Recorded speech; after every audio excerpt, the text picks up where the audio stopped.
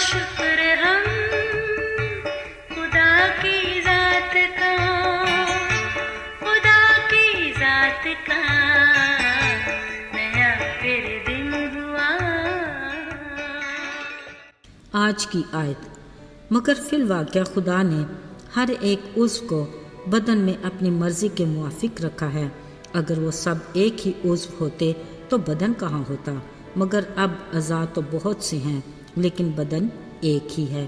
پہلا کرنتھیوں 12 باب 18، 19، 20 آیت۔ عزیزو، ایک استاد نے اپنی جماعت کے بچوں کو ایک ایک بیلون دیا اور کہا اس میں ہوا بھر کے کلاس روم کے فرش پر ڈال دو۔ سب نے ایسا ہی کیا۔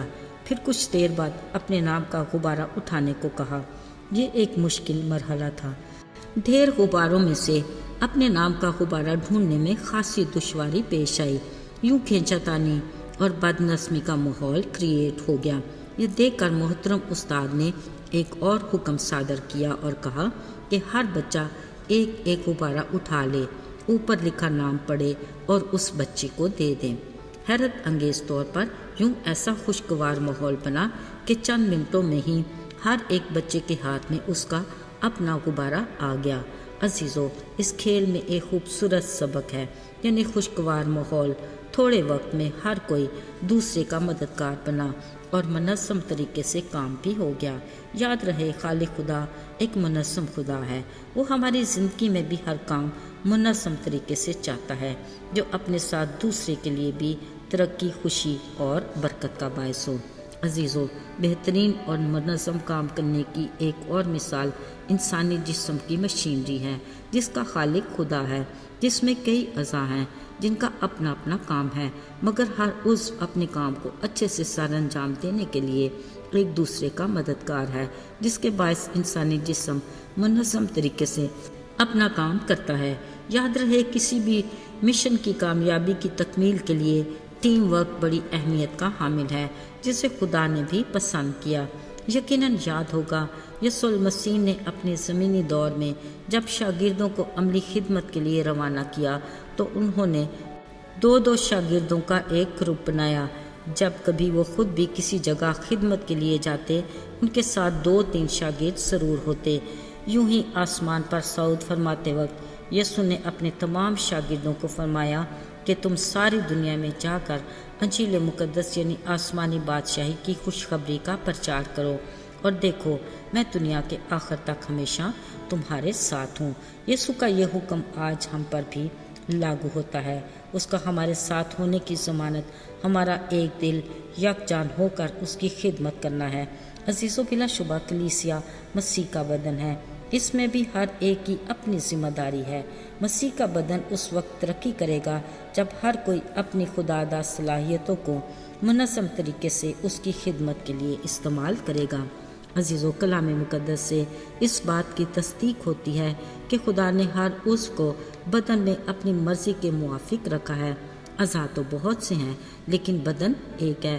پھر یہ بھی کہ نعمتیں تو طرح طرح کی ہیں مگر روح ایک ہی ہے، خدمتیں بھی طرح طرح کی ہیں مگر خداوند ایک ہی ہے، اور تاثیریں بھی طرح طرح کی ہیں مگر خدا ایک ہے جو سب میں ہر طرح کا اثر پیدا کرتا ہے۔ سو یاد رہے، قادر مطلق کی منظم اور پر اثر خدمت کے لیے یک دل، یک جان، آپس میں میل ملاپ اور صلاح کاری بنیادی اصول ہیں۔ ان کا ہماری روحانی زندگی میں ہونا بے حد ضروری ہے۔ عزیزو، آج 2024 کے کیلنڈر میں ماہ دسمبر کا آخری دن یعنی 31 دسمبر ہے۔ اس کے ساتھ ہی آج ہمارے YouTube channel The Last Hope پر ڈیلی بریڈ کا آخری پروگرام ہے۔ یقیناً آپ کو پسند آیا ہوگا۔ آپ کے کامنٹس کا بے حد شکریہ۔ یقیناً ہر ایک سننے والے کے دل کی زمین خدا کے کلام کا یہ بیج جو پروگرام ڈیلی بریڈ کے وسیلے بویا گیا بار بار ہوگا اور پھل لائے گا، کوئی 30 گنا، کوئی 60 گنا اور کوئی 100 گنا، کیونکہ اس کا کلام کبھی بھی بے تاثیر نہیں ہوتا بلکہ اپنے بھیجنے والے کی مرضی اور اس کی خوشی کو پورا کرتا ہے۔ عزیزو، پروگرام ڈیلی بریڈ بھی ایک ٹیم کی انتھک کاوشوں کا نتیجہ ہے جو خدا کے فضل کے بغیر کسی طور بھی ممکن نہیں تھا۔ اس میں ابہام نہیں کہ ٹیم کے ہر فرد نے اپنی خداداد صلاحیتوں کو بھرپور طریقے سے استعمال میں لاتے ہوئے اس پروگرام کو پایہ تکمیل تک پہنچایا، جس کے لیے ہم خداوند کے بے حد شکر گزار ہیں۔ اور اسی شکر گزاری کے ساتھ آنے والے نئے سال یعنی 2025 کی اپنے اسی YouTube channel The Last hope کے پروگراموں کی ساری پلاننگ خداوند تعالیٰ کے ہاتھ میں دیتے ہیں، اسی ایمان کے ساتھ کہ اس کی منصوبہ بندی ہمارے لیے بہترین ہے۔ عزیزوں، نئی آس اور کبھی نہ ٹوٹنے والی امید کے ساتھ آپ عزیزوں سے نئے سال کے چڑھتے سورج کے سنگ ٹھنڈی اور تازہ ہواؤں کے دوش پر نئے پروگرام کے ساتھ پھر ملاقات ہوگی۔ آئیے دعا کریں۔ آئے آسمان اور زمین کے خالق اور مالک خداوند، تو وہ واحد خدا ہے جو تعظیم اور تکریم کے لائق ہے۔ تیری ذات لازوال اور تیری قدرت بے مثال ہے۔ ہر جاندار کا دم تیرے اختیار میں ہے اور ہر ایک کی راہیں تیرے قابو میں ہیں۔ ہمیں اپنے بڑے فضل کی بدولت نئے سال میں نئی تازگی کے ساتھ اپنے نام کے جلال کے لیے استعمال کرنا۔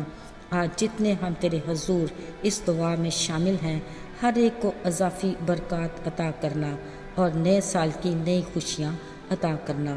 یسوع کے مبارک اور بابرکت نام میں مانگتے ہیں، آمین۔